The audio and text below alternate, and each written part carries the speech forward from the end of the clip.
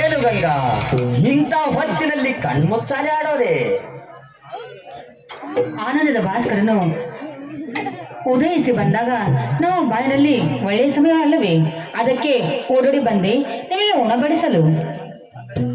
ಅಂದರೆ ಇಂಥ ಅವಸರದಲ್ಲಿ? ಅಂದ್ರೆ ನಾನೀಗ ನಿಮ್ಮ ಮಗುವಿನ ತಾಯಿ. ಏನೇ ಗಂಗಾ, ಈಗ ನೀನು ನನ್ನ ಮಗುವಿನ ತಾಯಿಯಾಗುತ್ತಿದ್ದೀಯಾ? ನಿನಗೆ ಬಹುಮಾನ ಏನು ಕೊಡಲಿ ಹೇಳೇ ಗಂಗಾ, ಹೇಳು.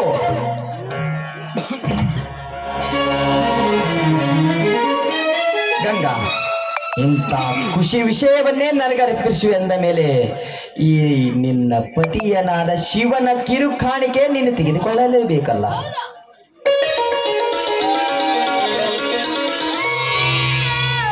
ನಿಮ್ಮ ಪ್ರೀತಿಯೇ ನನ್ನ ಬಾಳಿನ ಜ್ಯೋತಿಯಾಗಿರುವಾಗ ಇದಕ್ಕಿಂತ ಏನು ಕೊಡುವಿರಿ ನನಗೆ? ಗಂಗಾ ಗಂಗಾ, ಎಂತ ಸಮೃದ್ಧಿ ಹೆಂಡತಿ ಸಿಕ್ಕಲೇ ಈ ರೈತನ ಬಾಳಿಗೆ. ನೋಡಿ, ಬಿಸಿಲಿನ ತತ್ತರಿಸುವ ಈ ನಿಮ್ಮ ದೇಹಕ್ಕೆ ಮೊದಲು ಊಟ ಹಾಕಿರಿ, ಆಮೇಲೆ ನನಗೆ ವರ್ಣನೆ ಮಾಡುವಿರಂತೆ. ಹಸುವಿನ ತೃಷೆಯನ್ನೇ ನೀಗಿಸುವ ವಿಷಯವನ್ನು ನನಗರ್ಪಿಸಿರುವೆ ಎಂದ ಮೇಲೆ ನನಗೇ ತೆಗೆಬೇಕು ಗಂಗಾ ಊಟ.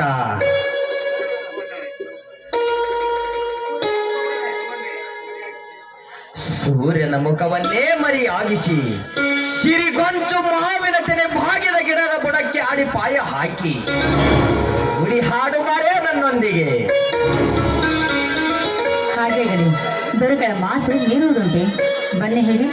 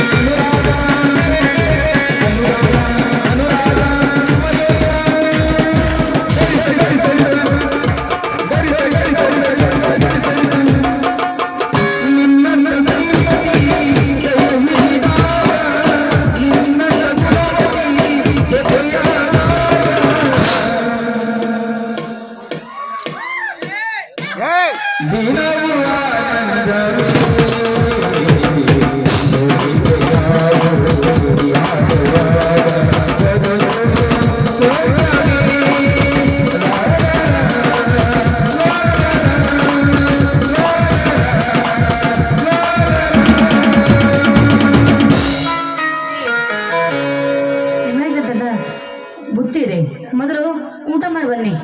ಗಂಗಾ, ಹೊಲದ ಬೆಳೆಯನ್ನೇ ಹಾಳು ಮಾಡುತ್ತಿರುವ ಈ ಗಿಡವನ್ನು ಕಡಿಯುತ್ತೇನೆ. ಊಟ ಆಮೇಲೆ ಮಾಡ್ತೇನೆ ಗಂಗಾ.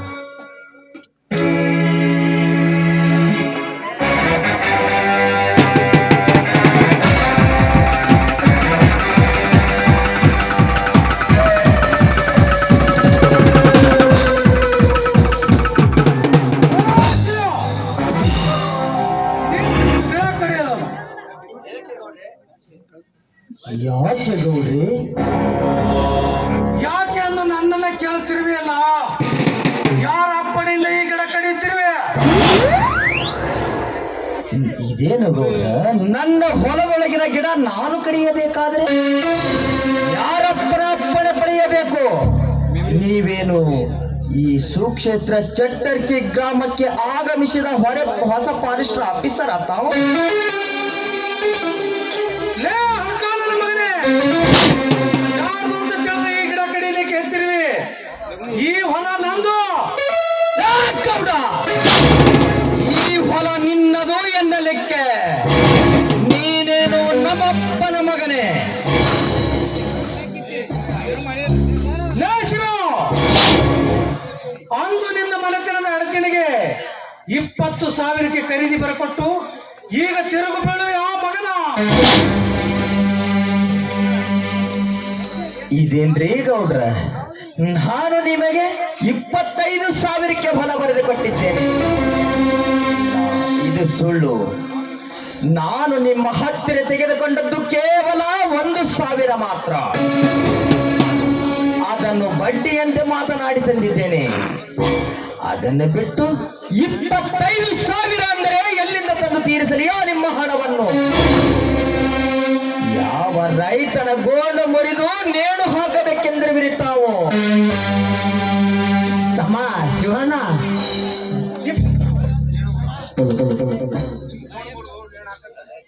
ತಮ್ಮ ಶಿವಣ್ಣ, ಏನು ಗೋಣ ಮುರಿದು ನೇಣು ಹಾಕಾಕ ನಾವೇನು ಏಜೆಂಟ್ರಲ್ಲಪ್ಪ.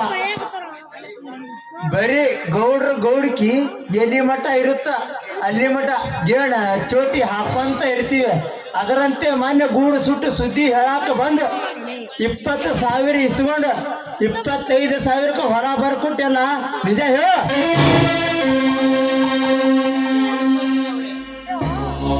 ಇದೇನ್ರಿ ಕುಲಕರ್ಣಿಯವರ, ನೀವು ಅನ್ಯಾಯವಾಗಿ ಬಡ ರೈತನ ಹೊಲಕ್ಕೆ ಅನ್ಯಾಯವಾಗಿ ಬಡ ರೈತನ ರಕ್ತ ಹೀರಬೇಡಿರಿ. ನಿಮ್ಮ ಕಾಲಿಗೆ ಬೀಳುತ್ತೇನೆ.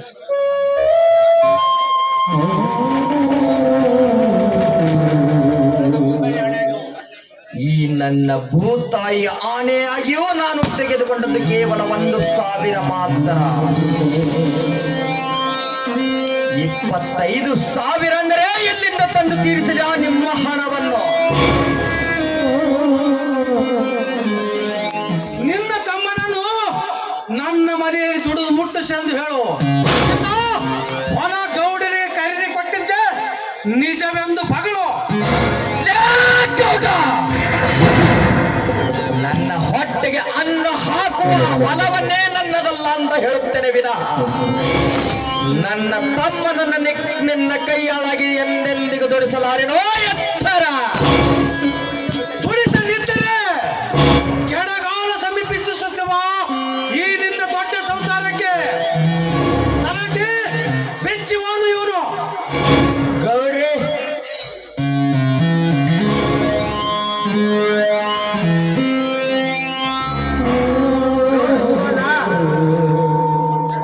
ಪಂಪ್ಸೆಟ್ ಸಾಲ ತೀರ್ಸಿನಿ ಅಂತ ಹೇಳಿ ಒಯ್ದಿದ್ದು 5,000. ಮೊನ್ನೆ ಹೊಟ್ಟೆಗೆ ಹಿಟ್ಟು ನೀಡು ಗೂಡು ಸುಟ್ಟೈತಿ ಅಂತ ಜೋಳ ತಕ್ಕೋಬೇಕಂತೇಳಿ ಒಯ್ದಿದ್ದು 5,000. ಕುರಿ ತಗೋತೀನಿ ಅಂತೇಳಿ ತಗೊಂಡಿದ್ದು 4,000. ಮನೆ ಗರ್ಪಟ್ಟಿ ತುಂಬಾಕಂತೇಳಿ ತಗೊಂಡಿದ್ದು 2,000. ಅದರಂತೆ ಎಲ್ಲ ಕೂಡಿಸಿ 25,000 ಆಗೈತಪ್ಪ.